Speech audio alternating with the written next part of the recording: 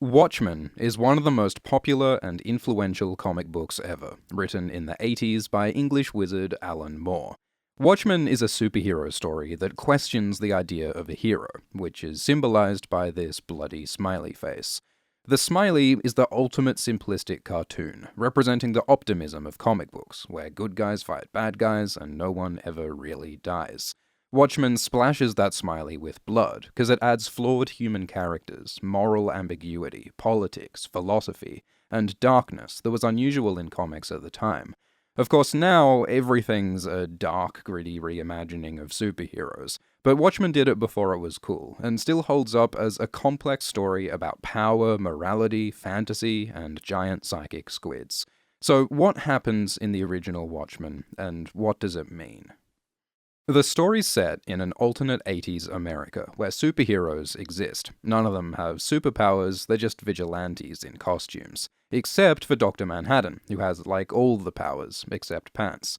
With Dr. Manhattan's help, America won the Vietnam War, and Richard Nixon is still president. He's on his 5th term. A hero called the Comedian does dirty work for the government, and it's hinted that he covered up the Watergate scandal, which in the real world ended Nixon's presidency. So superheroes change the course of history, and they also affect culture. The hero Silk Spectre was a celebrity and sex symbol in the 40s, and Ozymandias built a corporate empire selling action figures of himself. Because of all the real superheroes, people lost interest in superhero comics, so comics about pirates are popular instead. Thanks to Dr. Manhattan, technology's more advanced. 80s New York has electric cars and airships, and people eat genetically modified 4-legged chicken.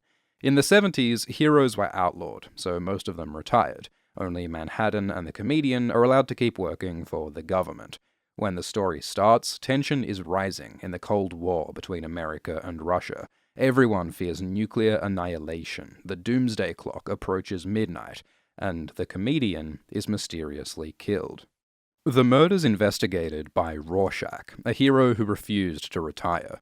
On the surface, Rorschach is like Batman. He lurks in the shadows, beats up criminals, says edgy shit in a gravelly voice, but by day, Batman is Bruce Wayne, a sexy genius billionaire, while Rorschach is Walter Kovacs, a greasy loner weirdo who walks the streets with a sign that says the end is nigh. Because realistically, the sort of person who dresses up and fights people at night isn't a functional person. He's a nutcase. So Rorschach is an asocial, violent psycho with an extreme worldview. He thinks all of society is filthy and sinful and doesn't deserve mercy. Rorschach's black and white mask reflects his black and white morality. Everything's either good or evil, and evil must be punished. He says he never compromises in his judgment, but he's often biased. He spares people punishment for personal reasons, and like when he hears the Comedian tried to rape Silk Spectre, he doesn't care, because he sees the Comedian as a patriot and Silk Spectre as a whore. Rorschach is psychologically disturbed by sex. As a kid, his mother was abusive, and he saw her working as a prostitute. Sexuality reminds Rorschach of his hatred and disgust for his mother, and he expresses this anger by fighting criminals. Rorschach became a vigilante when he heard about Kitty Genovese, a real-world murder victim in the 60s. Rorschach was still a kind of rational person back then, until he discovered the savage murder of a child. Rorschach saw the darkest side of humanity, and it broke him, convinced him that the world is random and godless and has no meaning, save what we choose to impose. The only way Rorschach could save himself from despair and trauma was to impose his brutal ideology, punishing evil no matter the cost, which often just causes more suffering. Like, he routinely gets information by breaking random people's fingers until he hears something useful. He terrorizes a sick old man, and he breaks into people's houses and eats all their beans. Rorschach calls everyone else parasites, but he's the one who lives off other people. Rorschach calls everyone filth, but he's the one who stinks. He says he never compromises, but he often does, and his obsession with punishing evil just leaves more bloody footprints behind him.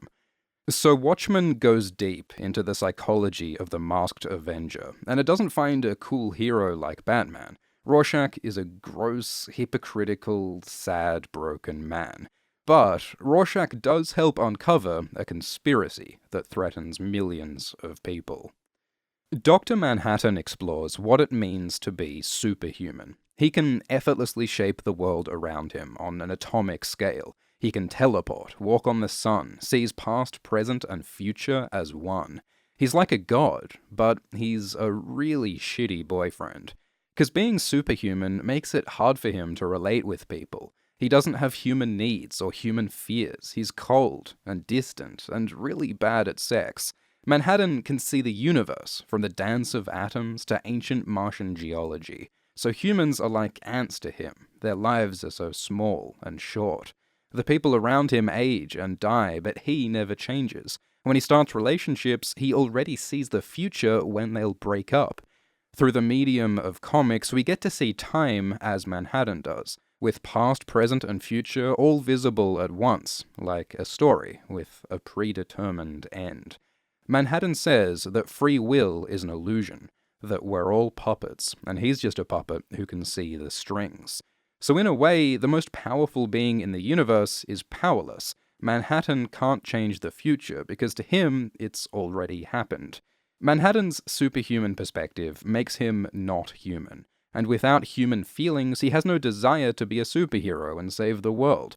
So Manhattan is a deconstruction of characters like Superman, suggesting that a superhuman would actually not be a great protector of humans. There's something existentially terrifying about a being so powerful. He makes regular humans irrelevant, obsolete, like Neanderthals replaced by sapiens. Manhattan gets falsely accused of giving people cancer, and his girlfriend Laurie leaves him for an owl man. So Manhattan fucks off to Mars and builds a sandcastle. Eventually, Laurie convinces Manhattan that human life does have value because of its sheer miraculous improbability. And that, by the way, is a real, actual smiley face on Mars. So Manhattan returns to Earth to try to prevent apocalypse. Nite Owl is a retired hero. Back in the day, he dressed like an owl and used gadgets to fight crime. But now, he finds that stuff embarrassing. He realized that punching criminals doesn't actually make the world better, and all the costumes and gadgets were a childish fantasy. So now Nite Owl is just Dan Dreiberg. He's in his 40s, he gained weight, and he's not happy. Rorschach warns him of a conspiracy and the threat of war, but Dan feels powerless to face these dangers. He feels lonely and useless and impotent. He wants to be with Laurie, but he's awkward and unconfident. When they try to have sex, Dan can't get it up.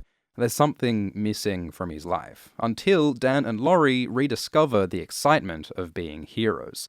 They get back into costume and spring Rorschach from jail, and the power and danger and fun of it sparks magic in their relationship, and being an owl really gets Dan's dick hard.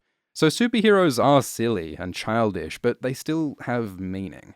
Dan writes an essay about ornithology, the scientific study of birds, and he says that sometimes science loses the beauty and poetry of nature, and there's no point in life if you're all sensible and rational all the time. We need wonder and romance and silliness because it's fun and it brings people together.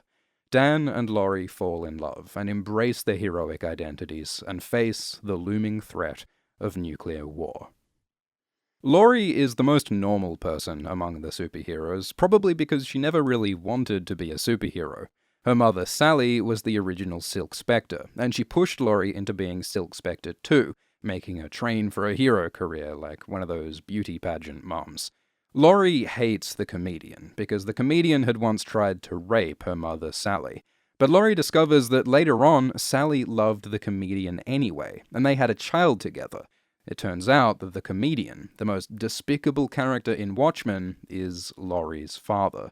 So Laurie smashes a bottle of nostalgia brand perfume. Her childhood snow globe smashes. Manhattan's Martian castle smashes. Laurie's whole idea of who she is collapses, becomes something messier and darker. Because she later plans to change her costume into something similar to the comedian's. It's as though she partly embraces his legacy. In the upcoming Watchmen TV show, Laurie takes the comedian's surname, Blake.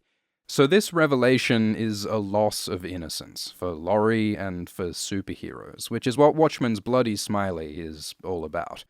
Overall, though, Laurie's character isn't explored as deeply as the other characters. She and her mother are largely defined by their sexuality and their relationships with men. So depictions of women is one comics trope that Watchmen does little to subvert. In the end, Laurie, Dan, Manhattan, and Rorschach discover a conspiracy masterminded by Ozymandias. Ozymandias is Adrian Veidt, another retired hero, said to be the smartest man on Earth. Veidt is a super ambitious, super rich, super arrogant dude who wants to be like Alexander the Great and like the Egyptian pharaohs. His dream is to unite the world under his design. Veidt realized that superheroes couldn't save the world from nuclear war, so instead he hatched a crazy plan. He put a bunch of scientists and artists on a secret island and genetically engineered a giant psychic squid monster. He kills the comedian when the comedian finds out his plan, and he uses a cancer hoax to get rid of Manhattan, and he frames Rorschach to get him locked up, and he hires an assassin on himself to throw off suspicion, and finally he teleports the squid into New York, killing 3 million people to make it look like aliens attacked, to scare the world into ending the Cold War, to unite humanity and bring peace on Earth. It's a crazy supervillain plan, and it actually succeeds. America and Russia are so freaked out by the supposed alien that they make a peace deal. As for Rorschach and Manhattan and Dan and Laurie, they fail to prevent Ozymandias killing millions, so much for superheroes. Ozymandias saves the world not by punching anyone, and not with superhuman powers, but by science and determination, and a psychopathic willingness to kill 3 million people. Ozymandias saves the world at a terrible cost. So, is he a hero or a villain? Throughout Watchmen, there's a comic book within the comic book, a tale of the Black Freighter. It's a story about a sailor who tries to save his town from an apocalyptic pirate ship, but he ends up killing innocent people and becoming just as evil as what he tried to prevent. Noble intentions led him to atrocity, just like Ozymandias' plan. At the end of Watchmen, Ozymandias has a dream of the Black Freighter, and his last panel shows him alone, separate from the rest of the world. 'Cause like the sailor, he is marooned from the rest of humanity because of the evil he did. But Ozymandias says that someone had to take the weight of that awful necessary crime. This pose looks kinda like the crucifixion of Christ, and we later see an ad for the Tarkovsky movie The Sacrifice, in which a man sacrifices everything he loves to prevent war. Maybe you can see Ozymandias' plan as a heroic self-sacrifice. He did the terrible necessary crime so that no one else had to. Or you can say he's just a delusional, egomaniacal, mass-murdering psychopath, and a criticism of rich arseholes having way too much power in the world in the first place. Does Ozymandias really care about saving people, or is he just serving his pride and ambition? Philosophically, Ozymandias' plan is utilitarian. He kills 3 million people to save the entire world, so his good outweighs his evil. But Rorschach doesn't believe in moral grey area. He sees just black and white. So he wants to reveal the truth of Ozymandias' crimes, to punish him, even though revealing the truth of the alien hoax would destroy the New World peace. Rorschach says he will never compromise, not even in the face of Armageddon. So Manhattan kills Rorschach to keep the secret, and in his final moment Rorschach takes off his mask and dies as Walter Kovacs, showing his humanity and vulnerability in the end, 'cause deep down, under that anger, Rorschach's just a broken man who's craved death from the start. Rorschach's inflexible morals can't survive in a morally complex world, and it seems that his black and white morality fails. Except, we see earlier that Rorschach wrote notes about Ozymandias' conspiracy, and he sent them to a journalist who may or may not reveal the truth to the world. The last line of Watchmen is, "I leave it entirely in your hands." So when you close the comic book in your hands, you decide what the ending means. Maybe Ozymandias' hoax is revealed. Maybe Rorschach was right, and Ozymandias deserves punishment, even if it risks nuclear war. Or maybe you believe in Ozymandias' brave new world, even though it's built on murder and lies. Or maybe you feel like Dr. Manhattan. He decides that humans are too annoying and complicated, so he leaves the galaxy to create life elsewhere. In the end, there's no place for a superhuman among humans. Or maybe you relate to Dan and Laurie. Dan and Laurie don't save the world, or die for a noble cause, but they do get a happy ending. They fall in love, take new identities, and start a life together, planning to continue being superheroes. They know that being heroes doesn't achieve much. They know it's childish and dangerous, but they embrace the fun and romance of it. Watchmen is a criticism of the fantasy of the superhero, showing that reality is darker and more complicated than we like to admit. But despite that, Dan and Laurie's story reminds us that for all of fantasy's flaws, it brings joy and meaning to people's lives. The smiley is bloodied, the snow globe broken, the perfume smashed, millions died. We grew up, but we can still have nostalgia for simpler times. In the end, Watchmen is a Rorschach test. Everyone has a different interpretation of the story, depending on which characters and ideas resonate with you. It's entirely in your hands. Comment below if you want more Watchmen content on Alt-Shift-X. There is a Watchmen TV show coming out soon. There are also adaptations of His Dark Materials, Dune, and Lord of the Rings coming, and we'll make videos about some of these series. So now's a good time to listen to these audiobooks. You can get any of these for free right now by signing up for a trial with Audible. Members get an audiobook each month, and if you cancel, you keep the audiobooks. You can listen in the car or the gym or in your Antarctic base with your genetically engineered cat. All of these are classics, and you won't regret checking them out. So sign up at audible.com/ASX. Thanks for watching. Thanks to patrons Esther, Earl, Andrew Bronfman, Nastulus, Mazer, @Cavefish2, and Arthur Dane. Cheers.